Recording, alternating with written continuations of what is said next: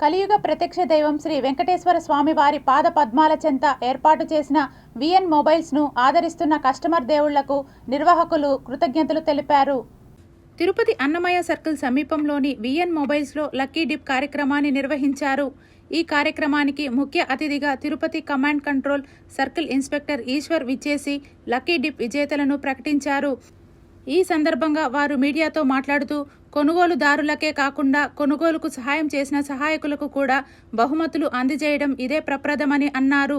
వ్యాపార దృక్పథంతో కాకుండా సేవా తత్పరతో ఇటువంటి లక్కీ డిప్పులను నిర్వహించడం శుభపరిణామం అని షోరూం నిర్వాహకులను ఆయన అభినందించారు.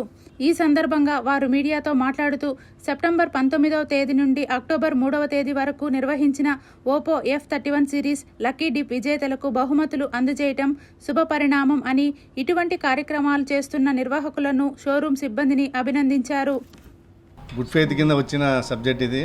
నాకంటే అభిమానం వీళ్ళిద్దరు కూడా, నాయుడు అండ్ వెంకట్.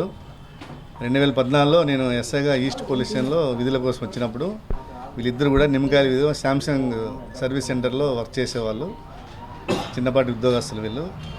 నా మొబైల్ రిపేర్ వస్తే అక్కడ పంపించాను. అప్పటి నుంచి మేము ఈ రోజు దాకా దాదాపు ఆల్మోస్ట్ 11 ఇయర్స్ జర్నీలో దాదాపు 3 షాప్స్ పెట్టారు టౌన్లో. అంటే వాళ్ళు మంచి సర్వీస్ ఇస్తున్నందుకే ఈ యొక్క డెవలప్మెంట్ అని నేను ఎప్పుడు అనుకుంటున్నాను. కస్టమర్ని ఎప్పుడు వదులుకోకుండా వాళ్ళ యొక్క బేసిక్ నీడ్స్ని గుర్తు చేసుకుంటూ ప్రతి పూట కూడా డెవలప్ అవుతున్నారు. ఈ F31 లక్కీ డ్రాని విజయవంతం చేసినటువంటి ప్రతి ఒక్క వినియోగదారులకు పేరు పేరున ధన్యవాదాలు.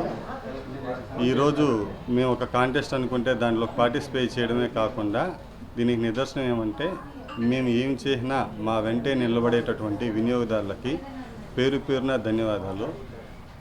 మేము తిరిగి సమాజానికి ఎంతో కొంత చెయ్యాలి, మా కోసం వచ్చే వాళ్ళకి ఎంతో కొంత చెయ్యాలనే ఉద్దేశంతో ఇటువంటి ఆఫర్ను తీసుకురావడం జరిగింది.